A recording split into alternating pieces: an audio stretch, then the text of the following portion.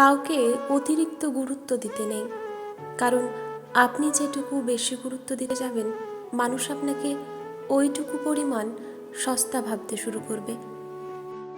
জীবনে ভালো থাকতে গেলে নিজেকে একটু শক্ত করে নেওয়া দরকার, একটু কঠোর হওয়া দরকার। যে আপনার প্রতি যতটুকু গুরুত্ব দেখায় আপনিও ঠিক ততটুকুই গুরুত্ব দেখাবেন।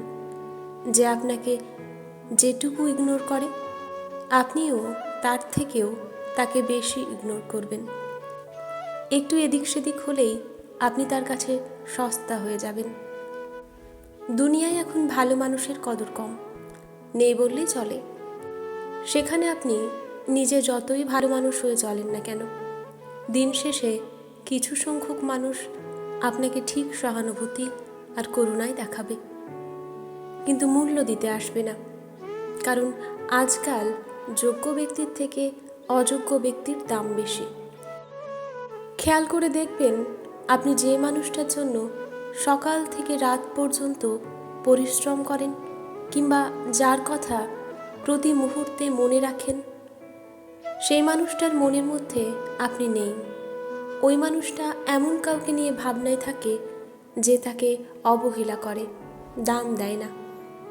মানুষ যেটা পায় সেটা ভালো হলেও কদর করে না, আর যেটা পায় না সেটা খারাপ হলেও মহামূল্যবান ভাবতে শুরু করে। কাউকে ততটুকুই গুরুত্ব দিন যতটুকু সে আপনার থেকে ডিজার্ভ করে। তার প্রাপ্যের থেকে যদি আপনার গুরুত্ব দেওয়ার পরিমাণ বেশি হয়ে যায়, তাহলে ওই মানুষটা আপনাকে গুরুত্ব দেওয়া কমিয়ে দেবে। কারণ সে না চাইতেই আপনার থেকে অতিরিক্ত গুরুত্ব পেয়ে যাচ্ছে। সব কিছুই সমানে সমানে হতে হয়, এটাই আত্মসম্মান। যে মানুষটা আপনাকে গুরুত্ব দিচ্ছে, সময় দিচ্ছে, সেই মানুষটাকে আপনার গুরুত্ব দেওয়া উচিত। যে আপনাকে গুরুত্ব দেয় না, সময় দেয় না, সেই মানুষটার কাছে গুরুত্ব আশা করাটাই আপনার বোকামি। ভুল মানুষের কাছে গুরুত্ব চাইতে হয়, সময় চাইতে হয়। সঠিক মানুষটার কাছে কখনো গুরুত্বহীন হতে হয় না, সময় চাইতে হয় না।